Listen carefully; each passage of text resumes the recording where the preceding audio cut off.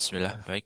Jadi untuk kali ini kita akan mencoba Firebase Studio, di mana Firebase Studio ini eh, dia disebut sebagai ini ya, text editor dengan banyak sekali fitur ya.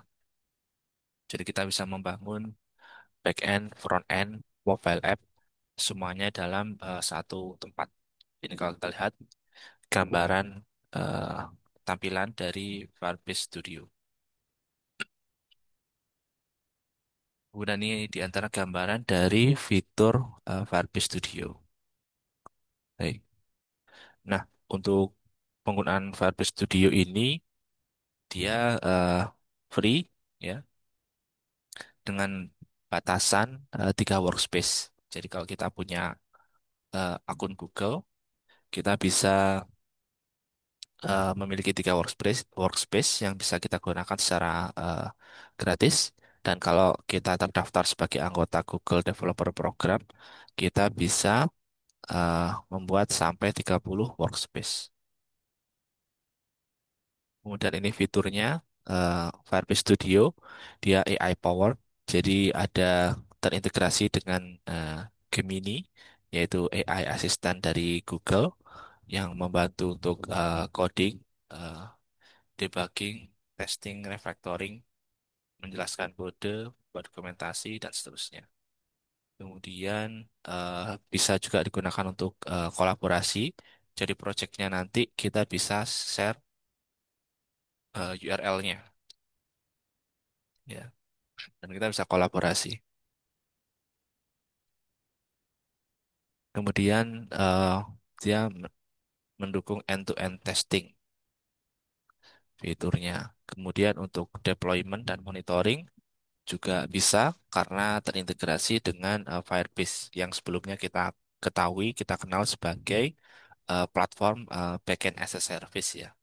Jadi kalau mau hosting atau memanfaatkan backend service Firebase yang lain itu juga bisa dilakukan lewat Firebase Studio.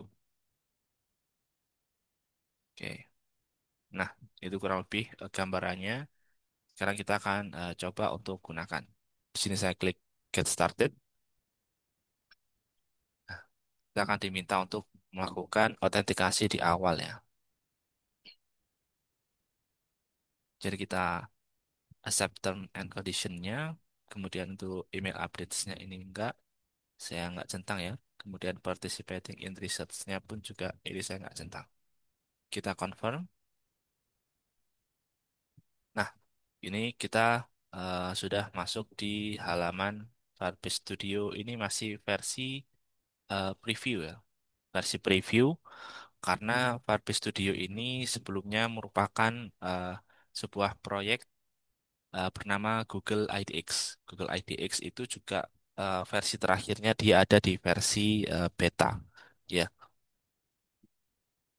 jadi kalau kita lihat tampilannya di sini, sebenarnya itu ada 3 cara untuk memulai ya yang terlihat.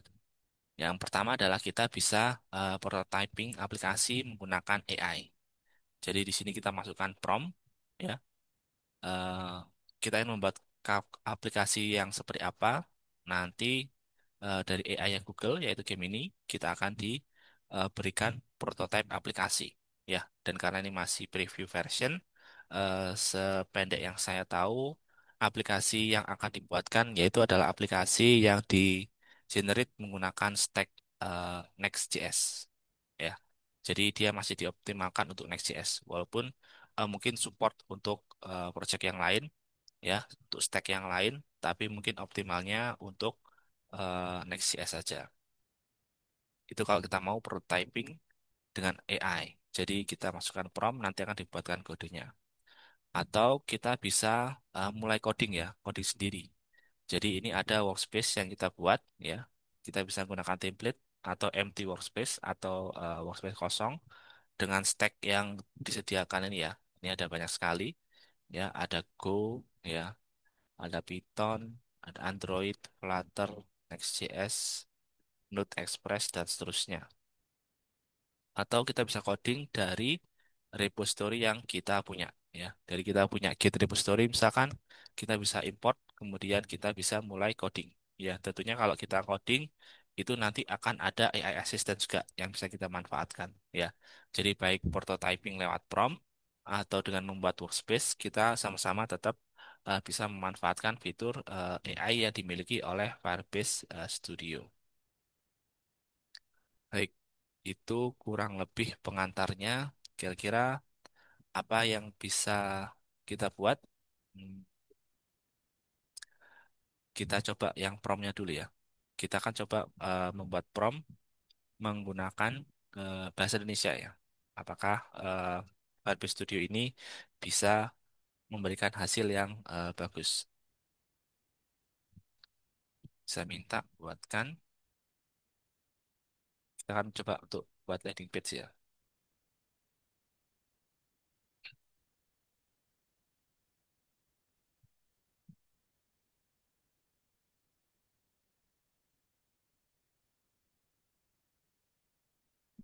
Oke, saya buat simple aja. Kita coba prototype. Kita pengen lihat hasilnya. Oh, yang workspace ini mungkin kita akan coba lain kali karena proses codingnya mungkin akan eh, cukup makan waktu. Jadi kita di sini sebatas pengen tahu aja.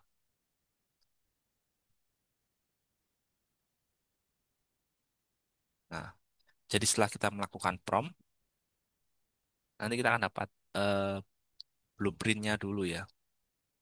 Nah, jadi ini ada blueprintnya, ada fiturnya, ya, kemudian ada style guideline. Nah, ini dari sini eh, sebenarnya masih kita bisa prompt lebih lanjut ya. Misalkan ada hal yang kita rasa kurang cocok, ya misalkan dari fiturnya atau style guideline-nya, itu kita bisa prom lagi, ya. Tapi misalkan kita sudah merasa cukup dengan eh, prototype-nya, kita bisa lanjut, ya, dari deskripsinya nih ya, dari blueprint-nya, kita bisa lanjut klik prototype this app, ya. Jadi kita prototype, nanti Firebase Studio ini dia akan langsung codingnya ya, bikin codingnya.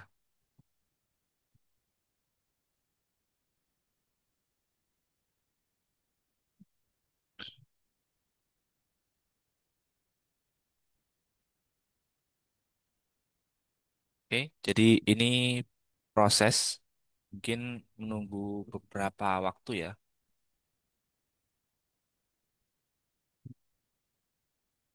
Jadi kita minta buatkan landing page. Jadi landing page-nya akan dibuat menggunakan Next.js.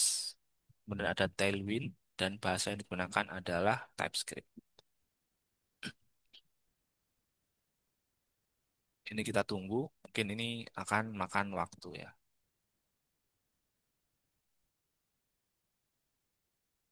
Baik.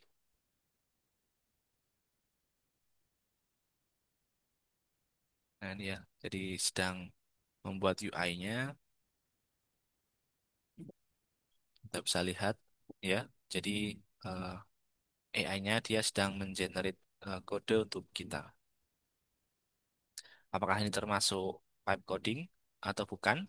Ya, silakan komen ya. Jadi kita bisa lihat ini file-file yang dibuat, file TypeScript-nya, kemudian page-nya, layout-nya, dan seterusnya. Kode yang ditambahkan, kode yang dihapus, itu kita bisa lihat ya. Jadi semacam commit history-nya nih, ini ada ya.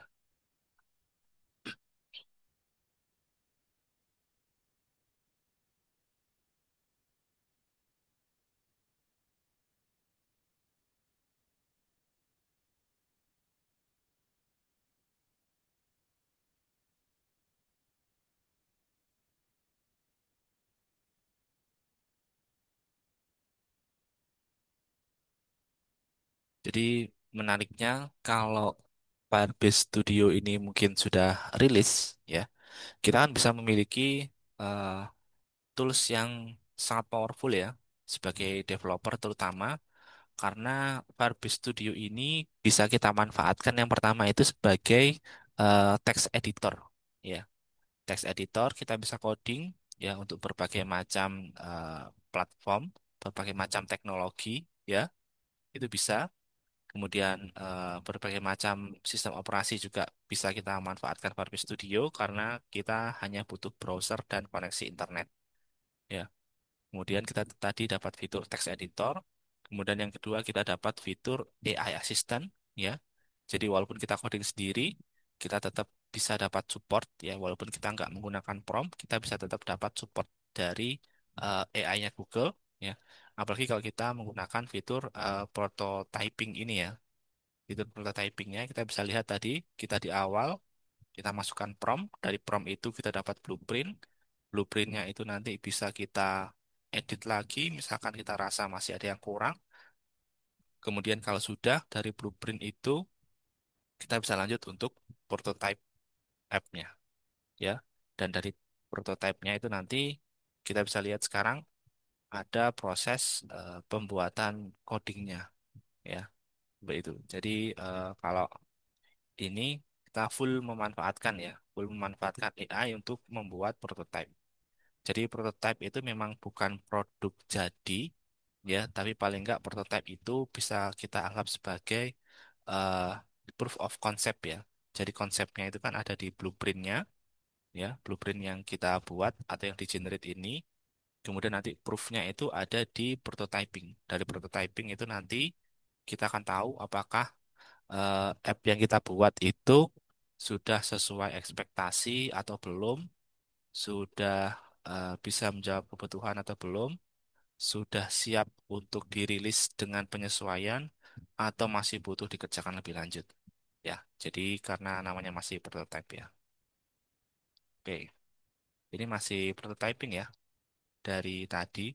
Jadi untuk prototyping ini mungkin makan waktu cukup lama, ya. Jadi bisa kita tinggal sambil beraktivitas mungkin, ya. Misalkan aplikasi yang kita prototyping itu cukup eh, kompleks. Nah, ini kita sudah bisa lihat, ya. Nah, ini adalah contoh websitenya, ya. Contoh websitenya ini kita coba untuk buka di window baru untuk lihat seperti apa hasilnya. Nah, ini, ya. Jadi ini landing yang dibuat. Oke, ada tombolnya. Ini ada placeholder untuk gambar. Kemudian ada tombol CTA. Ini ada eh, bagian-bagian dari halamannya. Nah, ini kita bisa lihat. Nah, ini, ya. Oke. Ya, jadi cukup menarik, ya, karena dia bisa membuat website seperti ini, ya, tanpa, ya, kita harus coding, ya, seperti itu. Jadi kalau kita merasa ini sudah oke, ya kita bisa pakai. Tapi kalau kita pengen eh, ngulik lebih lanjut sedikit juga bisa, ya. Ini ada satu isu, ya. Kita coba klik. Nah, ini, ya, ada console error. Nah, ini. Please update contact session to use React. Nah, jadi karena kita melakukan vibe coding, ya. Jadi kalau ada error itu memang, ya, kita perlu eh, kemampuan teknis untuk menyelesaikan, ya, seperti itu. Atau misalkan kemampuan coding kita terbatas, ya, error ini yang kita mungkin masukkan ke AI assistant-nya lagi untuk dia kerjakan itu. Nah, ini, ya, ini sudah bisa untuk membuat website landingnya. Nah, di sini, nah, ini, ya, jadi ada perubahan yang mau kita buat. Itu kalau misalkan masih ada, kita bisa lanjut nge-prompt lagi. Terus ini ada informasi ini, ya, aplikasinya perlu Gemini API Key. Oke. Ini saya masih belum tahu eh, Gemini API Key ini untuk apa, karena kita masih cuman membuat landing page aja harusnya. Seperti itu. Nah, ini juga ada eh, tombol switch to code sama publish. Jadi switch to code ini kalau kita klik, kita akan masuk. ke halaman projectnya ya. Jadi yang tadi sudah di code oleh AI-nya itu kita bisa lihat hasil projectnya itu seperti apa. Nah ini ya, coding-codingannya itu kita bisa lihat semua di sini. Nah ini ya, misalkan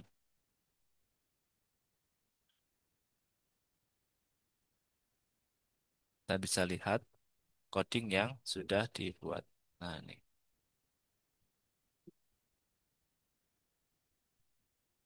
Jadi kalau kita ingin ngulik, kita bisa gunakan ini. Kita masuk ke switch to code tadi ya, untuk memperbaiki kodenya. Termasuk mungkin kalau ada error tadi, ada issue tadi yang ingin kita solve sendiri, kita bisa solve sendiri. Kita tinggal klik tadi. Nah, lihat ini errornya, ya, isunya. Kita selesaikan sendiri di sini ya. Ini kan ada kan alamatnya, SRC, komponen, landing ini ya. Itu nanti kita bisa selesaikan sendiri ini ya. Komponen, landing, terus kontak section. Nah, ini kalau kita klik di line sekitar 40 ya, 42. Jadi yang di use form state. Nah, ini ya, use form state itu, nah ini sudah di rename jadi use action state. Nah, ini ya, seperti itu. Jadi sebenarnya kan tinggal mengganti secara teknis, tinggal mengganti fungsinya aja. Nah, ini ada previewnya. Kalau kita di switch to code, itu ada previewnya, review webnya. Dan ini sudah responsif ya sepertinya ya. Jadi menarik sekali. Ini kita kembali ke prototyper. Kalau kita mau lanjut eh, pipe coding lagi, ya, kita mendescribe change-nya dan seterusnya. Atau publish, ya. Misalkan kita ingin memanfaatkan fitur dari Firebase Hosting atau backend service yang dimiliki oleh Firebase. Itu kita bisa klik publish. Nah ini ya, create Firebase project, link Google Cloud Billing account, dan seterusnya. Nanti akan ada langkah-langkah untuk publish app yang sudah kita buat dari Firebase Studio. Baik, kurang lebih seperti itu ya. Ini saya nggak bisa lanjut karena belum membuat Google Cloud Billing account. Baik, seperti itu kurang lebih eh, sedikit perkenalan tentang Firebase Studio. Bagaimana? Apakah kalian tertarik untuk menggunakan Firebase Studio atau kalian memiliki project yang mungkin bisa dicoba dengan menggunakan Firebase Studio? Silahkan kita diskusi di kolom komentar. Sekian dari saya.